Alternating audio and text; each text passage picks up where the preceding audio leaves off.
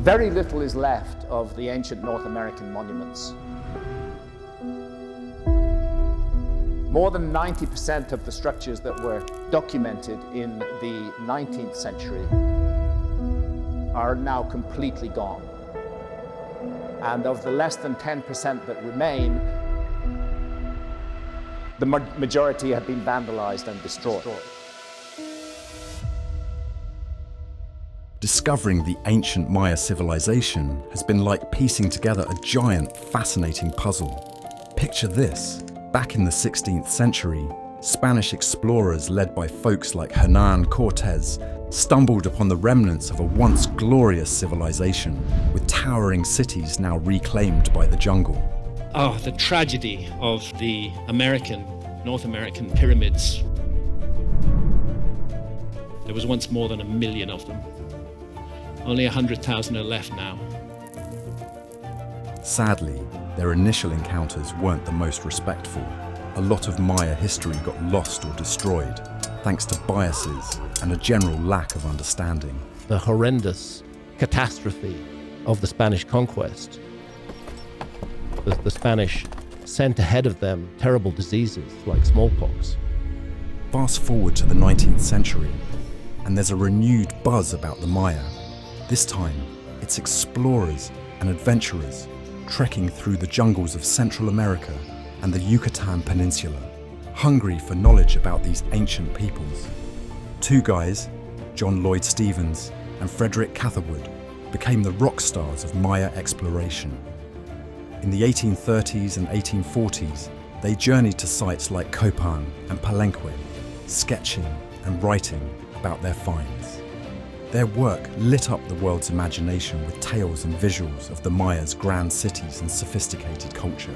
By the 20th century, studying the Maya had become a serious scientific endeavor. Archaeologists got down and dirty in the ruins, conducting careful digs and uncovering secrets that the Maya left behind. Big projects at places like Copan and Chichen Itza peeled back layers of mystery, revealing intricate details about how the Maya lived, worshipped, and governed themselves. If you have a relatively short time frame to deal with, then searching for a lost civilization becomes much more complex and much more difficult. Discoveries at Tikal and Palenque gave us peeks into royal life, with their elaborate tombs and stunning artwork. Not to mention proof of the Maya's knack for architecture and stargazing. The lost city of El Mirador, hidden for centuries beneath the dense canopy of northern Guatemala's jungle, stands as a monumental witness to the ancient Maya civilization's grandeur and ingenuity. Rediscovered in the late 20th century, this city has profoundly reshaped our understanding of the Maya, pushing back the timeline of their architectural and societal achievements to much earlier than previously recognized. Flourishing from the 6th century BCE, El Mirador was a preeminent city in the Maya world during the pre-classic period, centuries before the rise of the more commonly known classical Maya cities such as Tikal and Palenque. Its scale and complexity are astonishing, with sprawling urban centers, elaborate plazas, and sophisticated water management systems, including reservoirs and canals, that supported a densely populated area at its zenith. The centerpiece of El Mirador is the colossal La Danta pyramid. Towering above the forest, La Danta is not just the largest pyramid in the Maya world, but also one of the most massive ancient structures in the world by volume. The pyramid's base covers an area larger than 9 football fields, and it rises to a height of approximately 230 feet. Constructing La Danta would have required moving millions of cubic meters of earth and stone. A staggering feat given the absence of metal tools, the wheel, or domesticated beasts of burden. This monumental effort underscores the advanced engineering skills and social organization of the Maya, capable of mobilizing and sustaining such a large workforce. El Mirador's discovery also brought to light an extensive network of raised causeways, known as Sacsayhuaman, connecting it with other cities and settlements across the region. These causeways facilitated trade, movement, and possibly acted as political and ceremonial pathways, illustrating the city's importance as a regional hub. One of the most intriguing theories about El Mirador, and the pre-classic Maya in general, concerns the reasons for the city's decline and eventual abandonment around the end of the first millennium BCE. Researchers speculate that extensive deforestation and the demands of large-scale agriculture may have led to environmental degradation, reducing the city's ability to support its population. This theory suggests a cautionary tale about the sustainability of human-environment interactions, echoing modern concerns about environmental management and conservation. Comparatively, El Mirador and its monumental architecture can be paralleled with ancient Egypt's Old Kingdom, which was contemporaneously constructing its own colossal structures, including the pyramids of Giza. Both civilizations achieved remarkable architectural feats without the advantages of modern technology, relying instead on a profound understanding of engineering, astronomy, and mathematics. However, whereas Egypt's pyramids served primarily as tombs for pharaohs, Maya pyramids like Ladanta were multifunctional, serving as temples and possibly observatories, reflecting the Mayas' integrated approach to religion, governance, and science. The decipherment of the Maya script stands as one of the most enthralling detective stories in the history of archaeology and linguistics.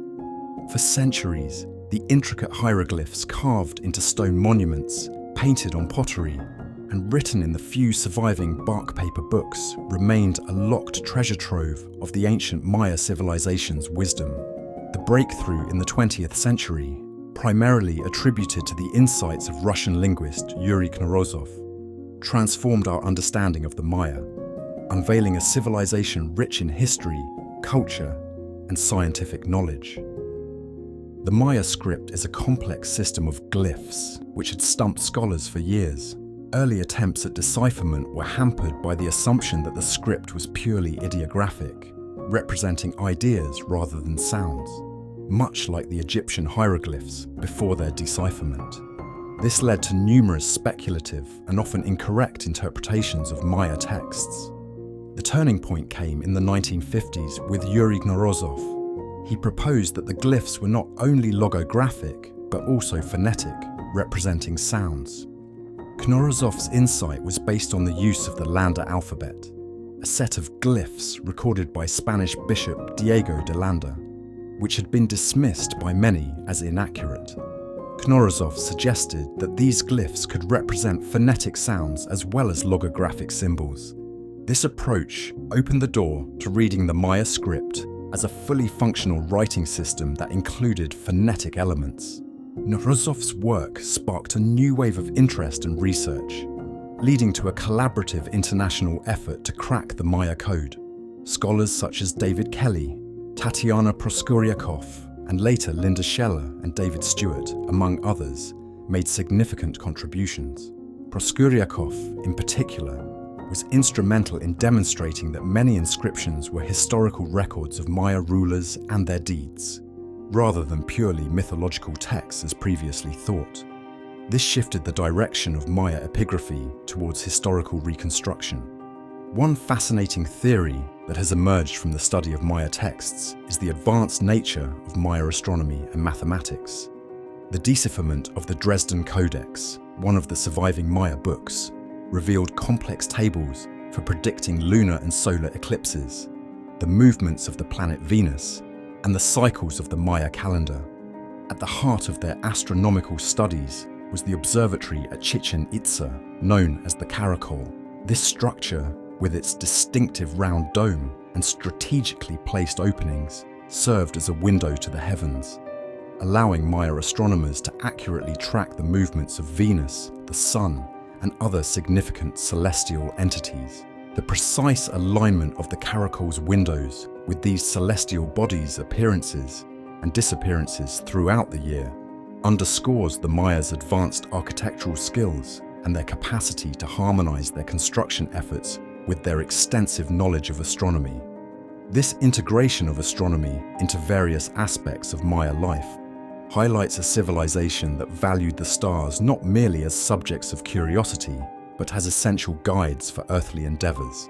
The Mayas' legacy in astronomy evidenced by their codices, observatories and calendars, offers a glimpse into a society that found harmony in the cosmic order and sought to align its terrestrial activities with the celestial rhythm. It's a tale not too dissimilar to the story of the Rosetta Stone and the Egyptian hieroglyphs, but with a twist. You see, the Rosetta Stone was like getting the cheat codes to understand Egyptian hieroglyphs because it had translations right there. But with the Maya, there wasn't a neat bilingual text lying around. Instead, figuring out what those intricate carvings and paintings meant required a mix of smart guessing, deep cultural dives, and a bit of detective work in understanding the symbols not just as pictures, but as a complex blend of sounds and meanings. Now imagine trying to understand a writing system that's not only about what things are, but also how they sound. And that's what the Maya script is all about. It's this incredible collection of over 800 different glyphs, making it one of the showiest, most elaborate scripts you could lay your eyes on. And the coolest part, we're still unlocking the secrets of this ancient script. The Maya script's ongoing decipherment is a reminder that history isn't just about looking back. It's a story that keeps evolving as we learn more. But what's fascinating about them is they are supposedly the first high civilization of Central America, that they create structures on a massive scale, that you can see connections between them and the later Maya. For the Maya, the Milky Way was a particularly important feature of the heavens. They conceived of it as the road that led to their netherworld, Xibalba. In the verdant lands of Central America, the ancient Maya civilization flourished with a mysterious brilliance that continues to captivate the world.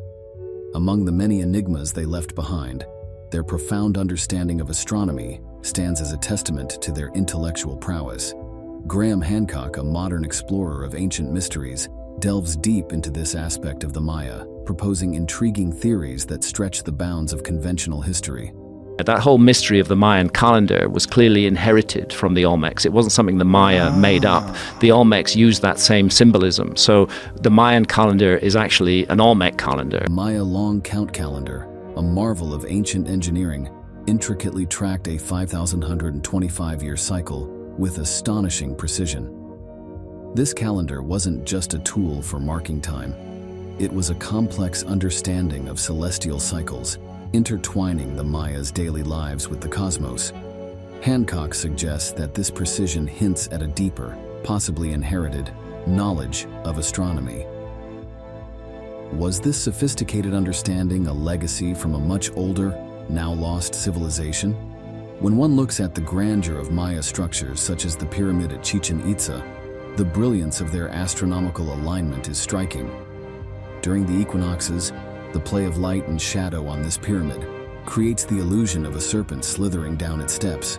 To Hancock, these architectural marvels are not just buildings, but celestial maps, echoing an advanced understanding of the cosmos. Orion was extensively involved in Mayan rebirth beliefs, which described the constellation and specifically its three belt stars as the turtle of rebirth. In Egypt, as amongst the Maya, the stellar context involves Orion and the Milky Way. The Maya's awareness of the ecliptic, the path followed by the sun, moon, and planets across the sky, further fuels Hancock's theories. Their ability to predict solar and lunar eclipses and track the movements of Venus, which they revered as the god Kukulkan, showcases their deep astronomical knowledge. Did they learn this from an older civilization? Hancock wonders. A civilization lost in the depths of time. Hancock theorizes that the Maya might have been part of a vast network of ancient civilizations, sharing knowledge across seas and continents. This global maritime culture, as he envisages, could have been a conduit for transferring advanced astronomical and architectural knowledge to the Maya. The architectural designs of the Maya, seen in their pyramids, temples, and cities, reflect a level of technological and engineering skill that seems almost ahead of their time. Were these skills handed down from a previous, more advanced civilization? The mathematical systems of the Maya, including their use of zero, a concept rare in the ancient world, were integral to their astronomical calculations. Hancock proposes that this mathematical sophistication, too, might be a legacy from a forgotten civilization. we're not what it's all about at all, that there may have been an earlier civilization that reached a high level of advancement, perhaps different from ours, but nevertheless an advanced civilization, which was just taken out of the story completely by a global cataclysm. In a tale woven from the threads of ancient mysteries, Graham Hancock, a modern-day seeker of lost truths, presents a fascinating theory. He imagines a world where an advanced civilization, predating the ancient cultures known to history, once thrived. This civilization, possibly flourishing before the last ice age ended around 10,000 BCE, was a beacon of knowledge in fields like astronomy, architecture, and mathematics. Hancock's story tells of a society whose influence stretched far beyond its own time and space, touching various corners of the ancient world, including the enigmatic Maya civilization. I think, and it's my case, that it wiped our memory of a previous episode of human civilization, that right at the epicenter of this cataclysm was a civilization that we would regard as advanced, not a simple hunter-gatherer civilization, which was utterly wiped out in this cataclysmic event. However, this ancient global society in Hancock's story faced a dramatic and catastrophic end. He hypothesizes that a cataclysmic event, such as a comet impact or a massive flood, nearly obliterated this civilization. But not all was lost. The survivors, carrying the torch of their advanced knowledge, ventured out into the world. These bearers of ancient wisdom found their way to other, less advanced societies and shared their knowledge, planting the seeds for new civilizations to grow. Among these were the Maya, who, in Hancock's view, may have been one of the many inheritors of this ancient legacy. Hancock points to the Mayas' remarkable architectural and astronomical achievements as evidence of this influence. The precision of their calendar systems, their understanding of celestial cycles, and the alignment of their buildings with astronomical events are, in his narrative, not just the fruits of their own ingenuity, but possibly a heritage from a civilization lost in the mists of time. He draws parallels between the architectural styles, religious beliefs, and astronomical knowledge found across various ancient cultures, suggesting these similarities might be remnants of a shared source of ancient wisdom. Because we now know that at that time, between 12,800 and 11,600 years ago, truly global cataclysmic events involving rapid rises in sea level did occur, and suddenly the worldwide tradition of a global flood stops being just a myth and starts being a memory. In a narrative that intertwines the mysteries of ancient seas with the Maya calendar, Graham Hancock, a storyteller of history's hidden chapters, brings to life his theories of a bygone era. He paints a picture of an ancient world, not fragmented by vast oceans, but connected through them. This world, according to Hancock, was home to a sophisticated global maritime culture. This culture, adept in the art of navigation and shipbuilding, embarked on extensive sea voyages, knitting together the far-flung civilizations of the ancient world.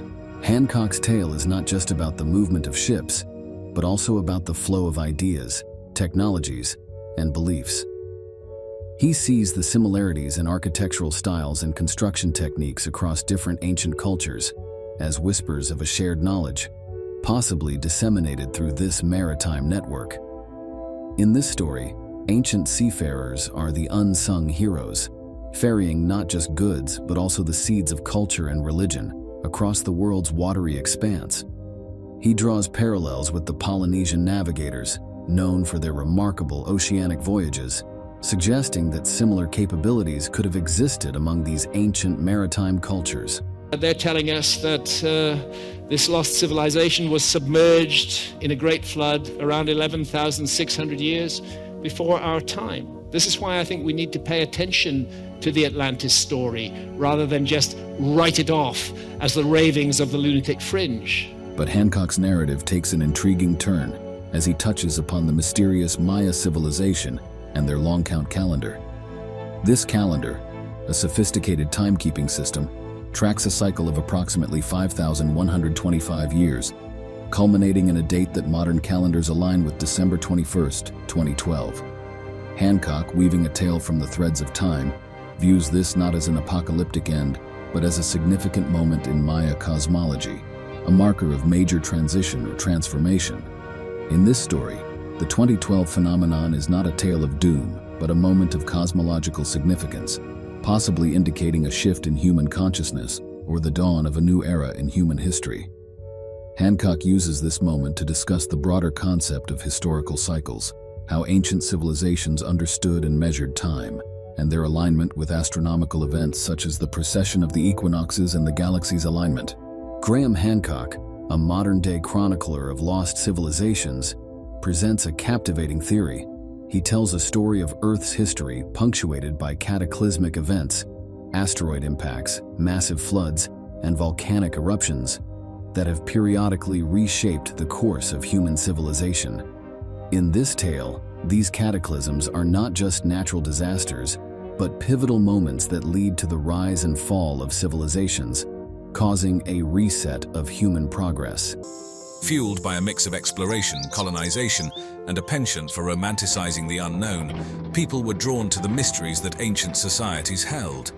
Institutions in Europe and the United States, including museums and universities, recognized the value of understanding these indigenous civilizations. They began to fund expeditions, not just for the sake of collecting artifacts, but to delve deeper into the history and culture of these ancient peoples. This marked a significant shift in archaeology, transforming it from a quest for treasures to a scientific discipline focused on careful excavation and analysis. This is part of a curious mystery that is not unconnected to the genetic mystery. The Olmec civilization, with its colossal heads and intricate stone structures, was one of the earliest to be uncovered. Yet in these initial stages, many artifacts were mistakenly attributed to the more familiar Maya and Aztec civilizations. This was largely due to their apparent similarities in artistic style, and because these civilizations were better understood at the time.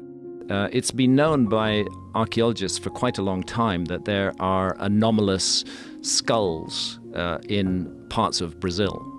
The unique aspects of Olmec art and iconography were not immediately recognized, highlighting the challenges faced by early archaeologists in differentiating between the complex cultures of the region. Two figures who played a pivotal role in bringing the wonders of Mesoamerica to the Western world were John Lloyd Stevens and Frederick Catherwood. Their expeditions, documented in Incidents of Travel in Central America, Chiapas and Yucatan, and Incidents of Travel in Yucatan, not only introduced the Maya civilization to many, but also set a standard for future archaeological work. Their detailed illustrations and engaging narratives captured the imagination of the public, sparking a wave of interest in ancient Mesoamerican cultures. This era also saw the beginnings of comparative archaeology, where discoveries from Mesoamerica were placed in a global context, offering new perspectives on the development of human societies. Museums evolved from mere collections of curiosities to centers of research and education, significantly contributing to the dissemination of knowledge about these ancient cultures. Furthermore, the late 19th and early 20th centuries witnessed the emergence of interdisciplinary approaches in archaeology, incorporating anthropology, linguistics, and even early environmental science, which enriched the understanding of Mesoamerican civilizations. The story of how the colossal stone heads became recognized as a key to understanding the Olmec civilization is a fascinating tale of curiosity, exploration, and eventual enlightenment within the archaeological world.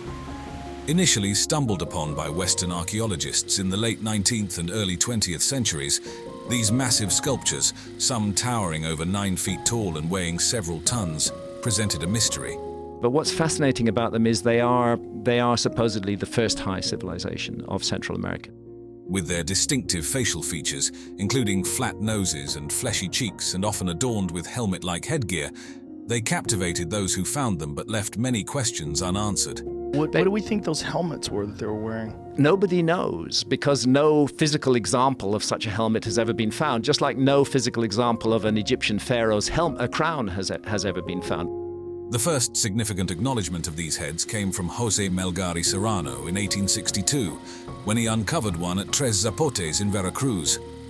Melgar described the sculpture as having Ethiopian features, a reflection of the era's interpretations and biases, underscoring how little was known about the Olmecs then.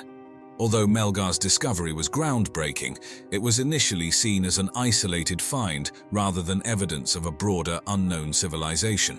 For decades, these colossal heads were viewed more as curious anomalies rather than vital cultural artifacts. Without a wider archaeological context, their true significance was overlooked, and they were sometimes wrongly attributed to other known civilizations like the Maya or Aztec, or even to entirely speculative, unknown cultures.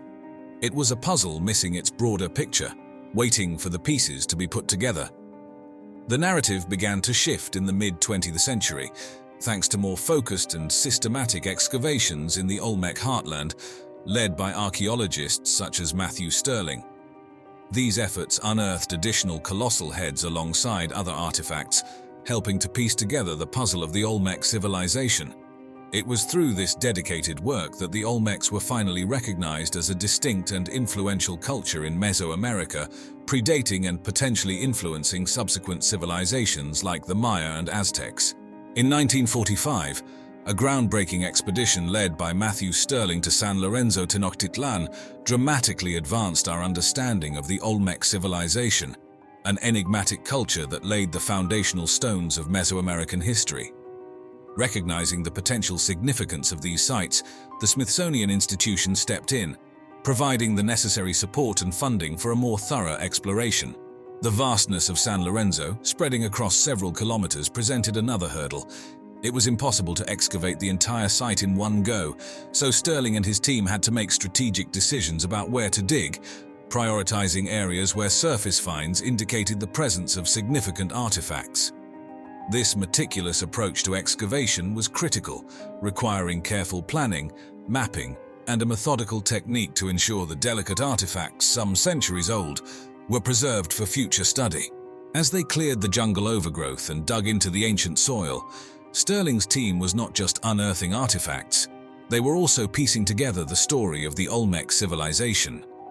Every artifact, every stone, and every fragment of pottery added a new chapter to our understanding of this ancient culture. The detailed recording and documentation of their findings were essential, providing a basis for future analysis and helping to paint a fuller picture of the Olmec way of life. San Lorenzo, dating back to around 1200 to 900 BCE, stands as a monumental beacon in the study of Mesoamerican history, often celebrated as the oldest major city in the region.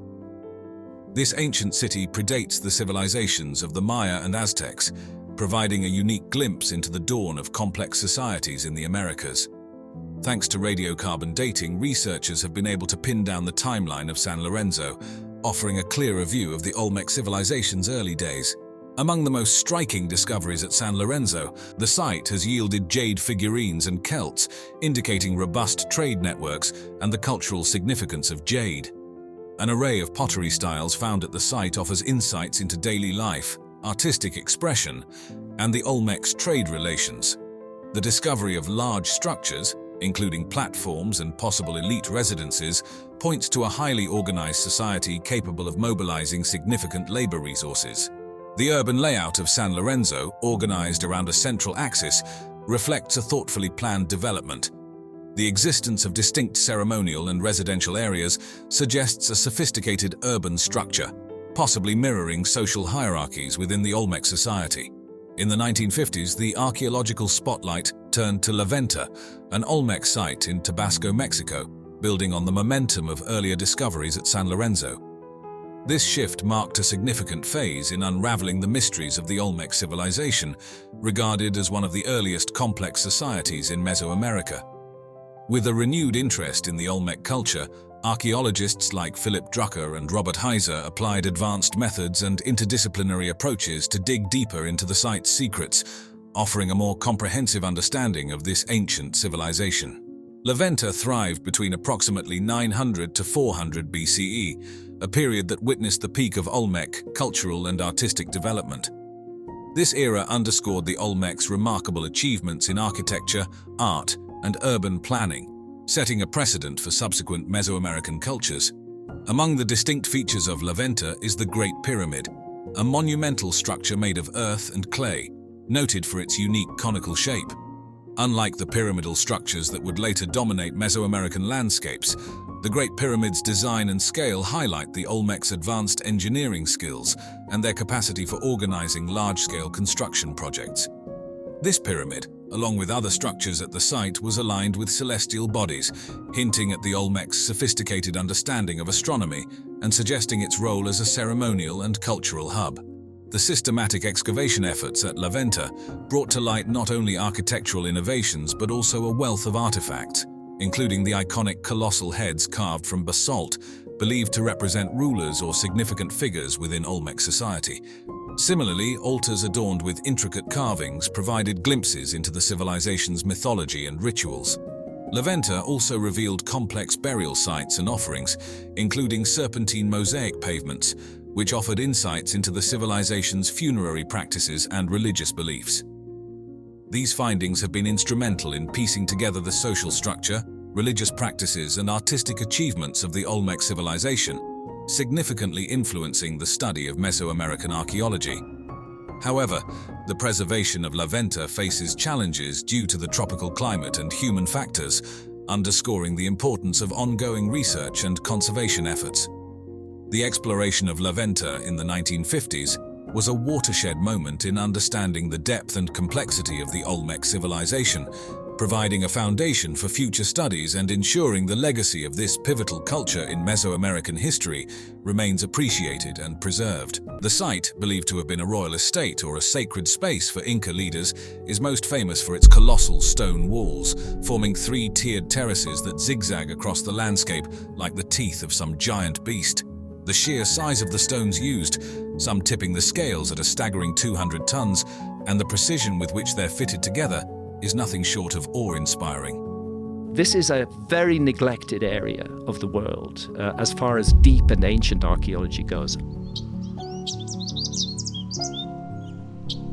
The joints between these massive boulders are so meticulously crafted that they leave no space for even a sliver of paper to pass through, showcasing an advanced knowledge of stonemasonry and perhaps an understanding of seismic activities, as these structures have withstood numerous earthquakes over the centuries. While mainstream archaeology attributes these feats to the Incas' sophisticated engineering skills, using simple but effective tools and techniques, Graham Hancock invites us to ponder a more mysterious origin. A curious mystery that is not unconnected to the genetic mystery. He speculates that the Inca might have been heirs to a legacy of knowledge and technology from a bygone civilization, now lost to history.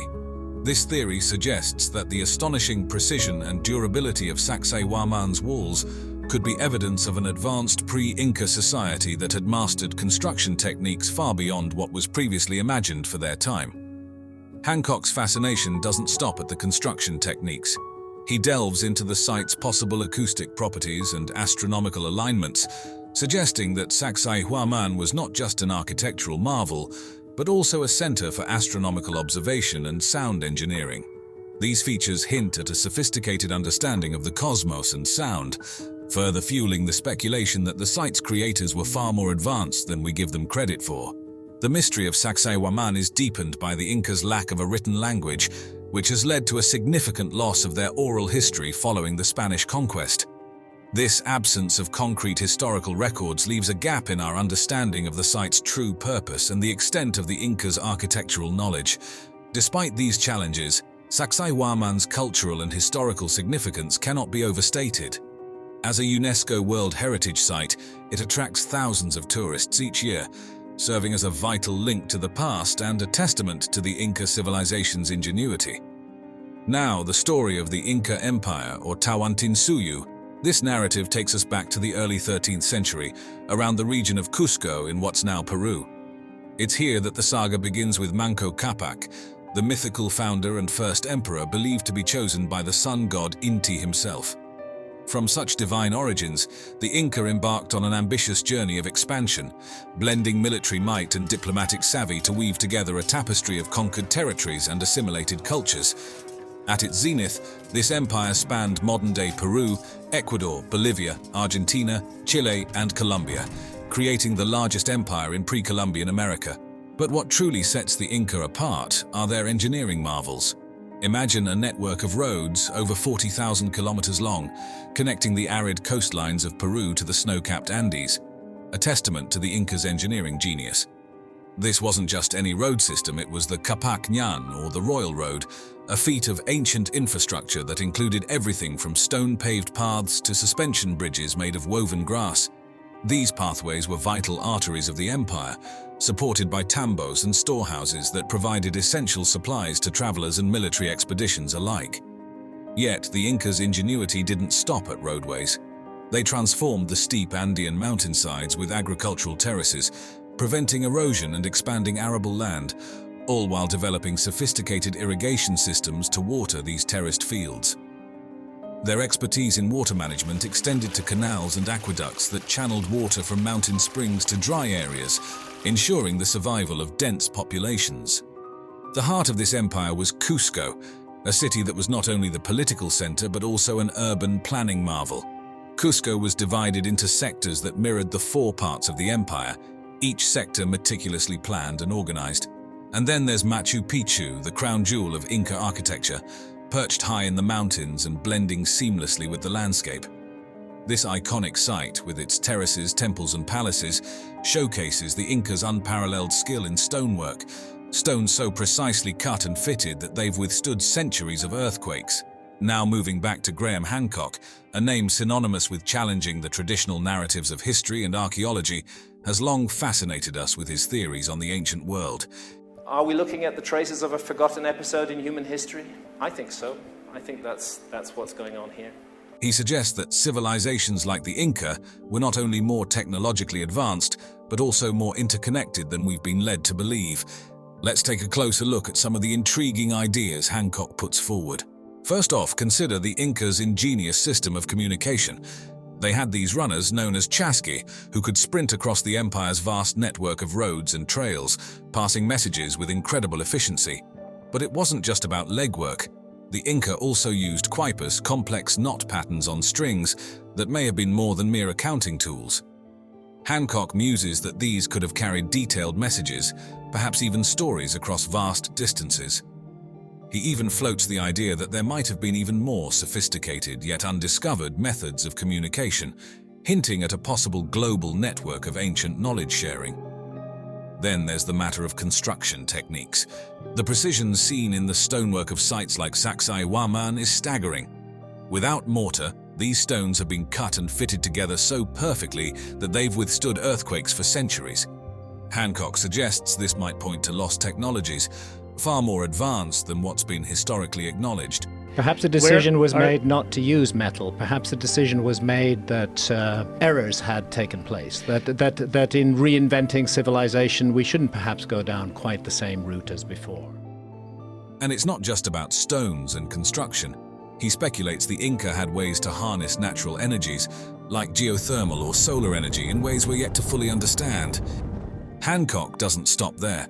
He observes how the Incas' agricultural practices, from terracing to sophisticated irrigation, showcase a sustainable way of living with the environment, possibly part of a broader, now-lost knowledge of ancient civilizations.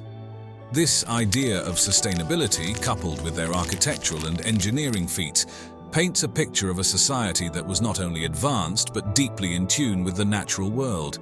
Moreover, Hancock draws parallels between the architectural styles, religious beliefs, and cultural practices across different ancient civilizations.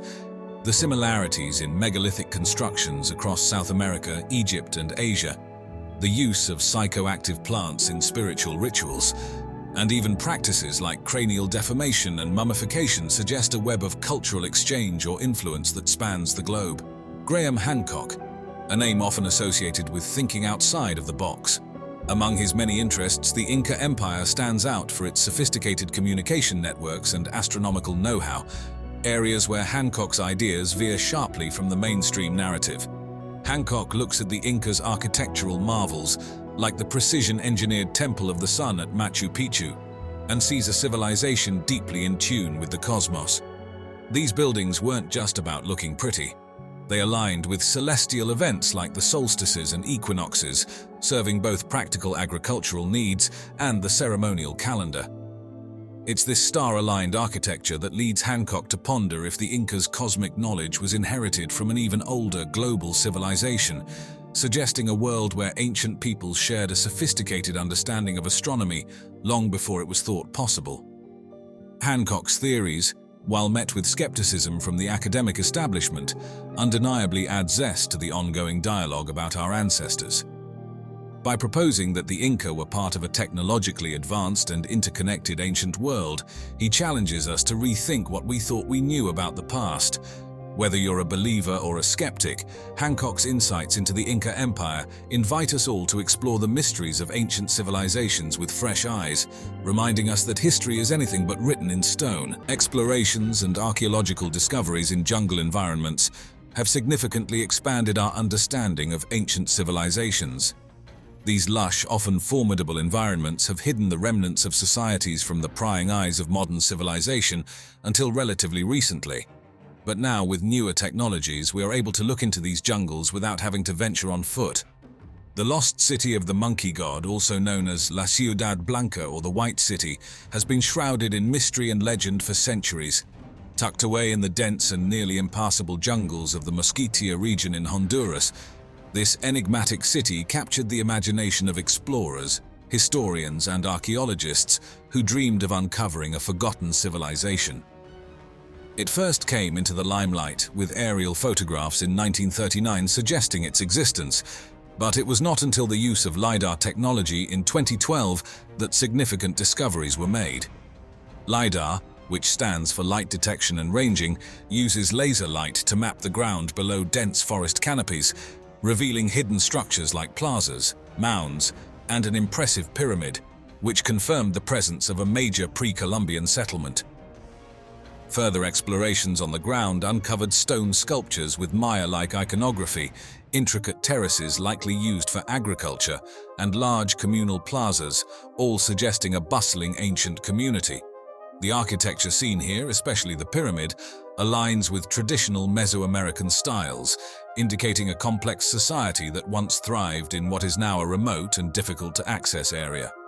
The city's location, deep within the Mosquitia's diverse yet hostile rainforests, shielded it from modern looters and remained a daunting challenge for archaeologists due to the harsh conditions. Local myths have added to the allure of La Ciudad Blanca, with tales suggesting the area is protected by supernatural forces and cursed, a narrative possibly rooted in the indigenous reverence for their spiritual and cultural heritage. This has given rise to various names for the city, including the City of the Monkey God, where legend has it that a giant simian deity resided. The comparison of this site to Machu Picchu, discovered by Hiram Bingham in 1911, highlights stark differences. While Machu Picchu's high Andean location and dry climate helped preserve its structures, La Ciudad Blanca faces the relentless forces of a wet jungle that rapidly degrades man-made constructions and is fraught with perilous wildlife and diseases, making explorations particularly risky. Despite these challenges, La Ciudad Blanca is as much an ecological treasure as it is an archaeological one. Positioned in a largely untouched jungle area, it plays a vital role in local biodiversity. The ongoing explorations are slowly unraveling the complexities of Mesoamerican cultures and their interconnectedness, providing valuable insights into how ancient civilizations managed to adapt and flourish in some of the most challenging environments on Earth. Each discovery at this site contributes essential pieces to our understanding of human history in the Americas, promising more revelations from this mystical city as research continues. Machu Picchu, often hailed as the lost city of the Incas, is a marvel of ancient engineering and design, first brought to global attention by historian Hiram Bingham in 1911. This well-preserved site, nestled between the Andean mountain peaks of Peru and above the Urubamba River Valley, offers not only breathtaking views but also a window into the sophisticated society of the Incas. The city's layout and the assembly of its buildings, large stone blocks cut and fitted together without mortar using a technique known as ashlar, reflect a high degree of architectural skill and understanding of seismic structural integrity, important in the earthquake-prone Andes. The urban design of Machu Picchu includes distinct residential, religious, and agricultural zones, optimally arranged to use the steep terrain to their advantage. Among its most significant structures are the Intihuatana stone, believed to have served as an astronomical clock or calendar, the Temple of the Sun, whose circular construction is aligned with the solstices, and the Room of the Three Windows, which holds cosmological importance and is positioned to catch the first rays of morning light. Thought to have been built in the 15th century as a retreat for Inca Emperor Pachacuti, Machu Picchu resembles more a royal estate than a city. It was a place for nobles, priests, and servants, with over 150 buildings from baths and houses to temples and sanctuaries, serving a variety of residential and ceremonial purposes.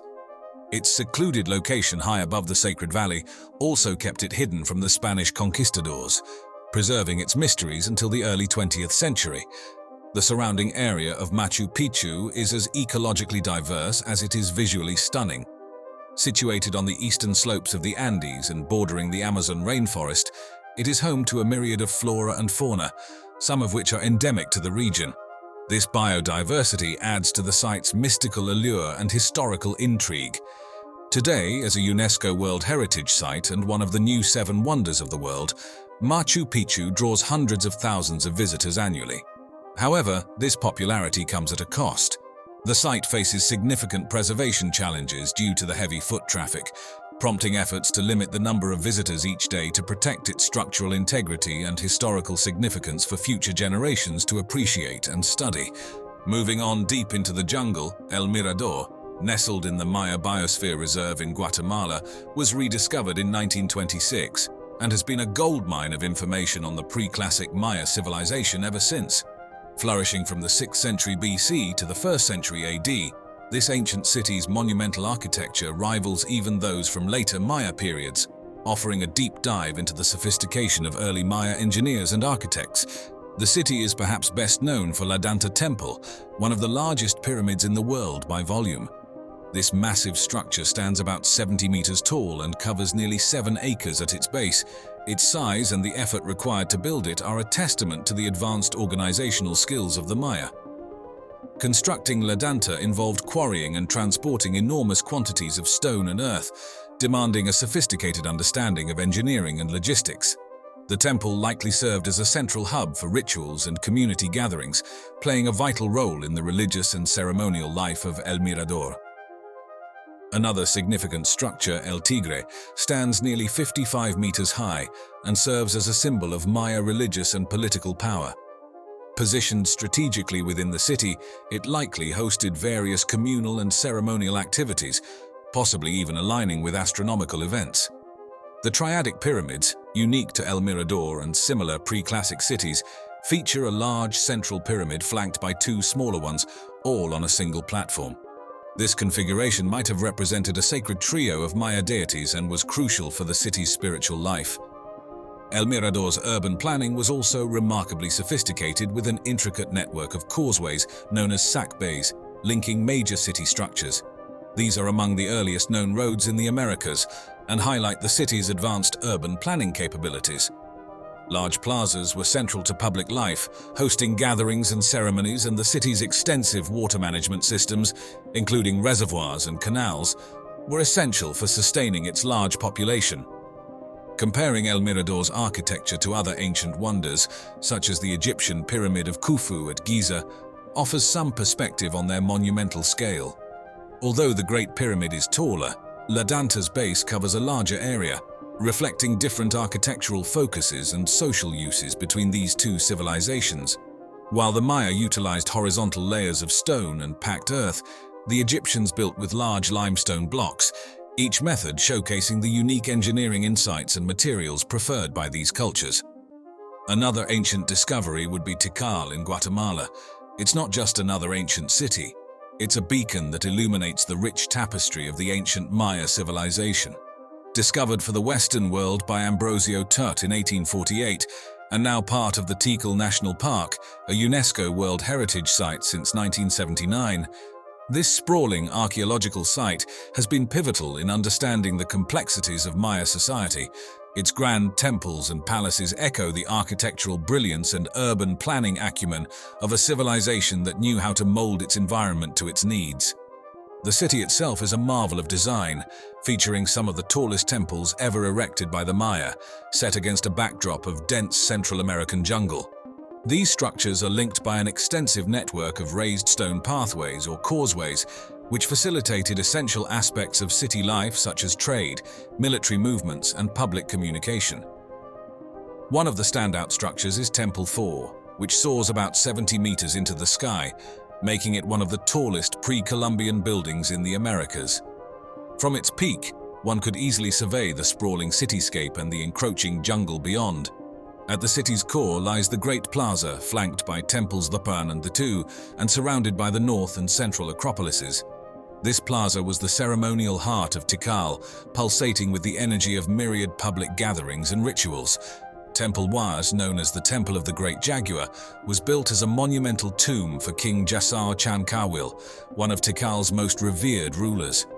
Directly across from it stands Temple 2, or the Temple of the Masks, believed to have been erected by the king's wife to honor his legacy, suggesting intriguing aspects of gender and power within royal circles.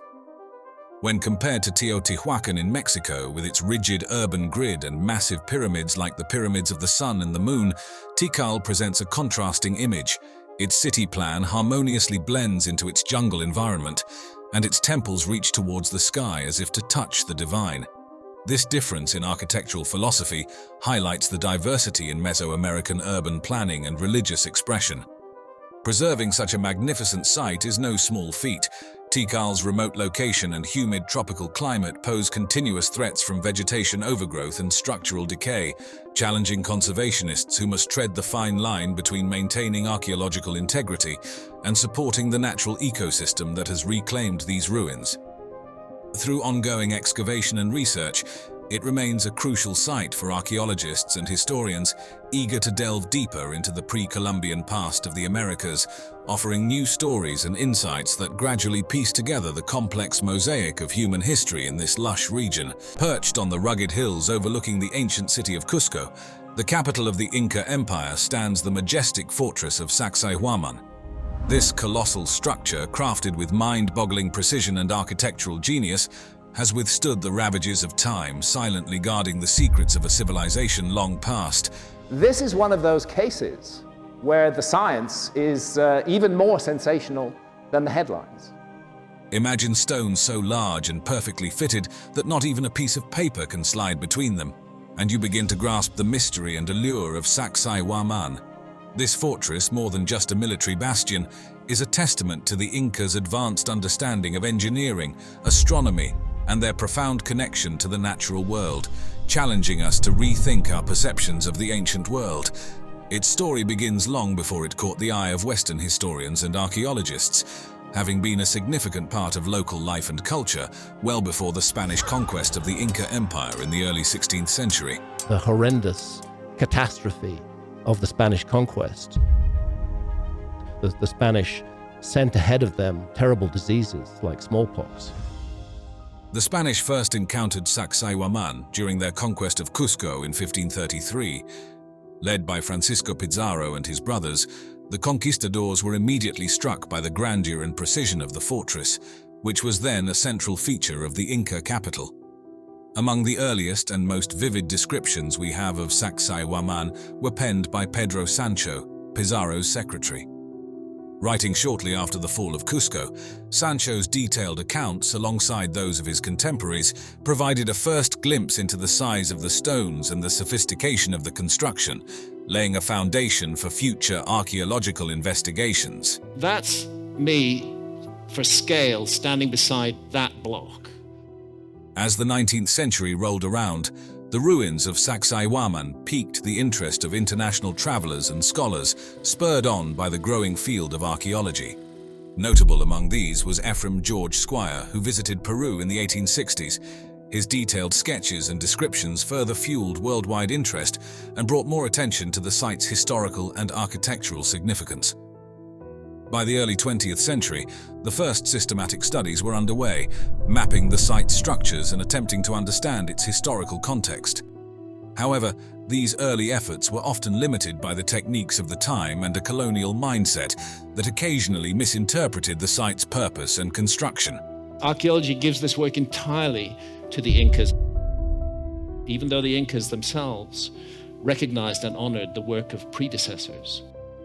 Advancements in archaeological methods in the late 20th and early 21st centuries, including digital mapping, detailed stratigraphic analysis, and remote sensing, have significantly enhanced our understanding of Sacsayhuaman.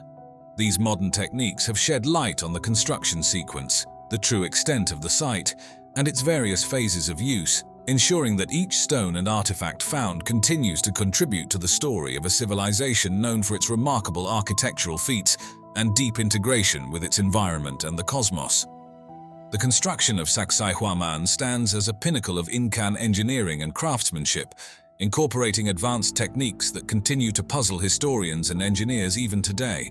The massive boulders used in its construction were quarried from limestone deposits around Cusco, and transporting these behemoths, some weighing as much as 200 tons and spanning several kilometers, remains one of the great enigmas of Incan ability. It is believed that thousands of laborers, without the aid of the wheel or large animals, maneuvered these stones using nothing but logs, ropes, and collective human strength. The cutting precision of these stones is nothing short of extraordinary.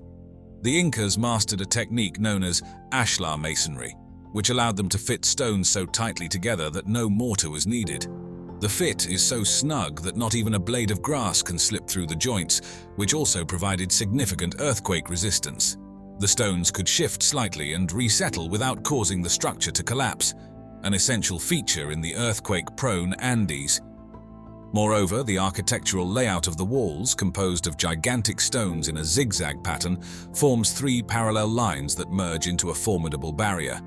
This design served not only as a strategic military defense, but also held symbolic meanings, perhaps representing the teeth of a puma, with Cusco itself theorized to be laid out in the shape of this sacred animal when viewed from above. Expanding beyond its visible structure, the layout of Sacsayhuaman is deeply complex and extends into both ceremonial and strategic realms. The zigzag walls, stretching over 600 meters, seem to echo the jagged peaks of the Andes themselves, blending the natural landscape into its sacred architecture. This design not only provided a stunning aesthetic connection to its surroundings, but also reflected the Incas' profound reverence for nature and the deities believed to reside within these natural elements. Researchers have also suggested that Sacsayhuaman's design incorporates an acoustic feature. Tests have shown that sounds made at certain points within the complex can be clearly heard across vast distances without any echo, indicating a sophisticated understanding of sound dynamics. This acoustical engineering would have been particularly advantageous during large gatherings and ceremonies, allowing leaders' voices to be projected to extensive crowds. Additionally, the site's astronomical significance is highlighted by the orientations of its walls and specific architectural features, which align with celestial events such as solstices and equinoxes. Continuing with the architectural and engineering marvels of Sacsayhuaman, the Incas demonstrated remarkable ingenuity in water management by incorporating an advanced drainage system within the construction. This system was critical in handling the heavy rainfalls typical of the region, effectively preventing erosion and water damage to the structure. Alongside this, the tiered terraces not only provided a robust defense mechanism, but were also ingeniously used to manage soil erosion and fertility, likely supporting gardens or smaller structures within the complex. When comparing Sacsayhuaman to another iconic Inca site, Machu Picchu, some intriguing differences and similarities emerge, particularly in terms of purpose, function, and construction techniques. Sacsayhuaman, often misconceived solely as a fortress due to its massive walls and strategic location, primarily served as a ceremonial site and a symbol of imperial power and divine authority.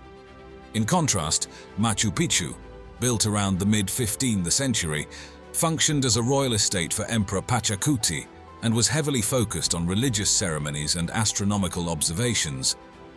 The construction styles of these two sites also reflect their differing roles and philosophies.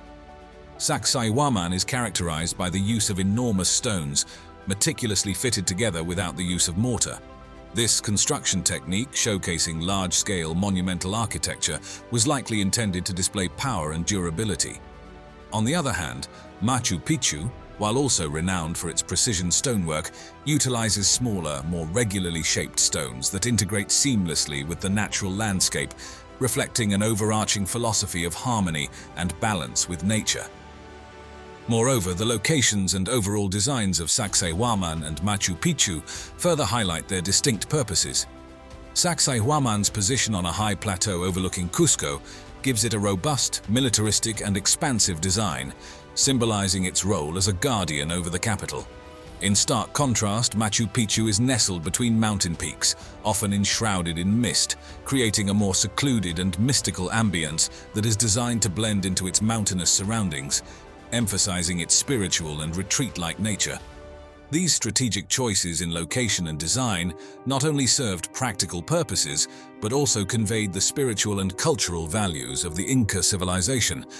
Continuing the exploration of Incan architectural ingenuity, Sacsayhuaman not only stands out as an architectural and ceremonial masterpiece, but also as a strategic military fortress, exemplifying the Incas' deep understanding of military tactics and effective landscape utilization.